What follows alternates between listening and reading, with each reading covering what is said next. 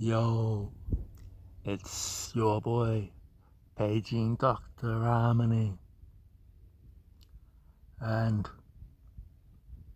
I want to make this video in honor of a bloke called Gazzavelli, who's got a great YouTube channel about narcissism, and it made me kind of realize that his channel doesn't get the attention it really deserves, and I suppose it's got something to do with the algorithms, and there is a lot of content on the subject of narcissism already, I suppose, but I think he covers the range of this subject really well. Like, there's a cycle of abuse with this narcissism, and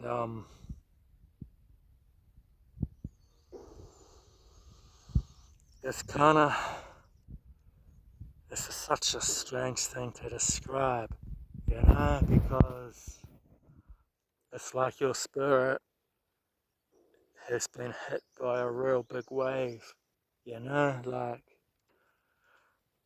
until you've been to like a surf beach and you've been hammered by like a big 12-foot surf wave and you've just been held down and spun around and you don't know which way's up or down. All you can really do is just wait for the wave to pass over you so you can try and swim up, because you don't know which way's up or down when you've been hit by that big barrel, and old Gazzavelli, he knows, and he explains it well without being too much of a big brain about it, you know what I mean? Because this is a subject where I think you want to be understood and feel like you got someone that can listen to you, because most people can't accept that their partner's cheating on them, The idea that your missus would give another guy a blowjob and kiss you on the mouth real passionately without brushing her teeth, that's the kind of personality of a narcissist and a stalker. And no disrespect to Gazzavelli, but chances are he probably kissed his missus when she had a bit of CIM action, if you know. No disrespect to him, because that's like a disgusting thing to say, but that's how it happened. And it's gonna break your heart, that the full story you'll never get. And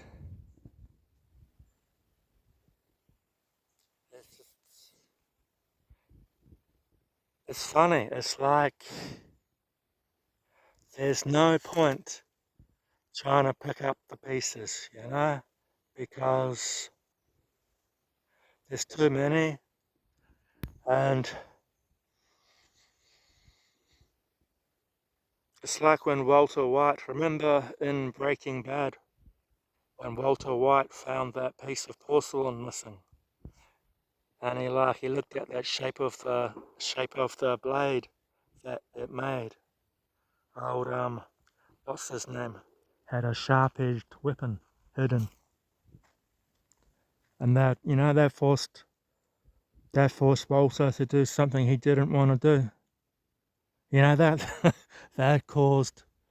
It's funny. They were going to let him go, but the narcissist, whatever that guy's name was, he was like, "Nah,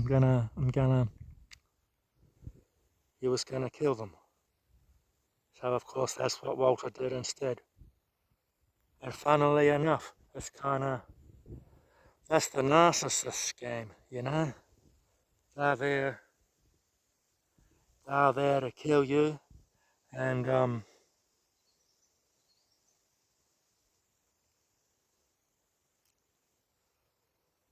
you can kinda, you just gotta, you don't pick up the pieces. You gotta just sweep it up and chuck it in the bin. Um, like, I've got a mess of a life that I kind of have to tidy up to sort of move forwards, to like move all my gear away, move to a new town. But it's like the narcissist loves popping up in your life. Like, it's amazing how far they'll follow you. Like, for example, you could drive 5 hours into the country to go for a hike, and you'll come back and you'll find evidence on your car of someone that's been there. And it's kind of like, boy, you took 10 hours out of your day to follow me. To, to take a dust cap off my tires. Something like that, you know? It's it's a real funny thing. And of course you can't tell anyone. Who are you? What friend have you got that wants to listen to you ranting about a bottle cap missing off your tire? Like the idea that someone would drive 5 hours there, 5 hours back, just to mess with your car. And a bottle cap, like an air cap off your tyre, is a pretty bad example. But, they're more inclined to, it will be something obvious, like they'll mess with your shoes. Say you'll come back because you're wearing your hiking boots, and you'll come back and a sneaker will be soaking wet or something. Something ridiculous, Something that's sort of in your face crazy, but at the same time it seems real trivial, and it leaves you sounding crazy. And they get off on it. They get off on the idea of you telling your friends, who chances are narcissists and don't care. Like, I used to have a boss who pretended to be my mate, but he wasn't. He was never. Your people at work aren't your mates. They're all just manipulating you and shit talking you once you leave the room. Um, works work's a horrible environment, and it's strange that we weren't taught this. And it's strange how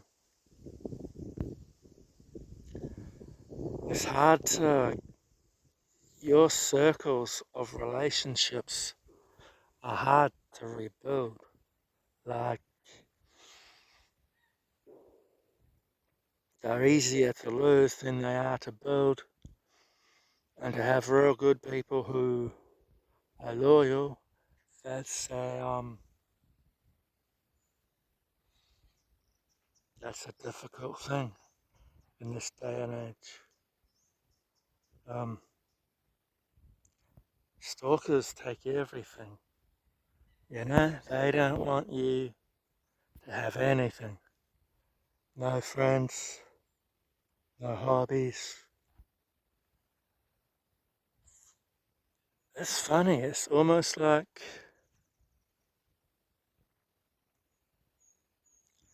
they are such a part of the matrix, which is a schizo thing. What that means, you have to solve for yourself as well. But it's as if all you can do is sit on your ass, eat junk food, and just watch whatever rubbish is on YouTube or Facebook or video games or something. That's all they want you doing. Any real interactions, any natural interactions. they don't want you having it. It's insidious, and they'll travel miles. So you see some of the stories about stalking, and a lot actually. The internet scrubs it too. The internet does not want to acknowledge just how crazy stalking really can be. Because the links is bonkers. It is absolutely insane. Like,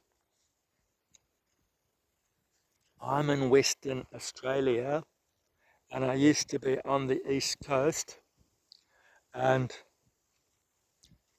I have still been suffering from stalking phenomena over here in Western Australia, which is like 4,000 kilometers or 2,600 miles or something, you know? That kind of distance, and the stalker's still here, which leads me to think that it's a network of people. Um, I guess I'll talk about that in my next video. Um, Shout outs to Gazzavelli, and I'll see you next time.